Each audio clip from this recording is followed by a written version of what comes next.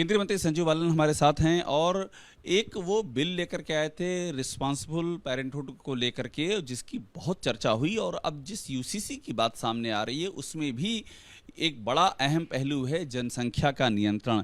बालियान साहब, आपका ये जो बिल था इसका सबसे कोर इशू था जनसंख्या को कंट्रोल करना। तरीका क्या था, कैसे आप डिस्करेज करते जनसंख्या बढ़ने से, कैसे रोकते, इसमें क्या ऐसा प्रावधान रखा था? देखिए, आज़ादी के बाद लगातार जनसंख्या नियंत्रण पर बातें हुई। सरकार की पॉलिसी रही है, चाहे वो कोई भी सरकार हो, कि हमें लोगों को एजुकेट करना है, हमें लोगों को समझाना है। क्योंकि भारत माँ जो भार सहन कर सकती है उसकी एक सीमा है। 140 करोड़ हम हो चुके हैं। शायद आज़ादी के समय 35-36 करोड़ थे, लेकिन 35-36 से समझाते समझाते हम 140 पे पहुँच चुके हैं। तो मेरा उस समय विचार था कि जब हम इतने पहुँच चुके हैं तो इसके बाद समझाने के अलावा इस पर कानून भी होना चाहिए। बहुत से करीब 34 के करीब प्राइवेट मेंबर बिल इस पर आए हैं अलग अलग तरीके से। 2018 में मैं रेस्पॉन्सिबल पेरेंटहुड एक्ट नाम से एक बिल लेकर आया था, और उस समय पहली बार देश में 125 सांसदों ने उस पर अपनी सहमति व्यक्त की थी कि इस पर बहस होनी चाहिए और संसद में पास होना चाहिए। लेकिन उस समय वो बहस में नहीं आ पाया। इसमें बात यही है कि हम लोग, कुछ लोग हैं जो देश की बारे में सोच के 2 से अधिक बच्चे नहीं कर रहे, लेकिन एक बहुत बड़ा सेक्शन ऐसा भी है कि जिसके मन में बात बैठाई गई है कि नहीं, बच्चे ज़्यादा होने चाहिए। तो कहीं इस बिल में ऐसा क्या प्रावधान है कि आप उसको डिस्करेज कैसे कर सकते हैं? क्या आपने इस बिल में रखा हुआ है जनसंख्या नियंत्रण के इस बिल में? देखिए, जिस समय मैं बिल लेकर आया था उसमें महत्वपूर्ण बात यह है कि जो 2 से ज़्यादा बच्चे करेंगे वो अपनी जिम्मेदारी पर करें, वो सरकार के ऊपर उसको बोझ ना बनाएं। सरकार टैक्स पेयर के पैसे से चलती है। जो टैक्स अगर मैं दे रहा हूँ या आप दे रहे हैं तो किसी दूसरे के बच्चों को पालने के लिए क्यों दे, जो देश के बारे में नहीं सोच रहा। तो पहली बात तो ये थी कि जो भी सरकारी सुविधाएं, किसी भी तरह की सरकारी सुविधाएं, शौचालय बनने से लेकर सरकारी नौकरी तक, सरकारी ठेके तक होती है, तो एक तो वो उस व्यक्ति को ना मिले जो इतना इरेस्पॉन्सिबल है कि 2 से ज़्यादा बच्चे पैदा कर रहा है। दूसरा, उसे मताधिकार का भी अधिकार शायद नहीं होना चाहिए, जो मेरी तरफ से उस समय बिल में रखा गया था कि ये सब सरकारी सुविधाएं, मताधिकार समाप्त होगा तो ये कम से कम लोगों को लगेगा नहीं, ज़्यादा बच्चे पैदा नहीं करने चाहिए। देश की सबसे बड़ी समस्या है जनसंख्या। अब इस बात को स्वीकार करें या ना करें, ये जो बढ़ती हुई भीड़ है, ये जो बढ़ता हुआ बोझ है। हम प्रधानमंत्री जी 3.5 करोड़ से ज़्यादा घर बना चुके हैं, 12 करोड़ से ज़्यादा शौचालय बन चुके हैं, लेकिन कब तक घर बनेंगे, कब तक वो करेंगे?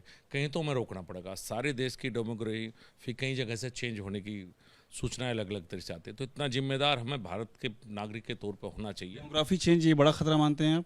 देखिए, कुछ भी चेंज होना वो तो एक उस बात का नुकसान तो है ही, और दूसरी बात यह है कि क्यों हो इतने ज़्यादा बच्चे, क्या आवश्यकता है? 140 करोड़ का देश हो चुका है।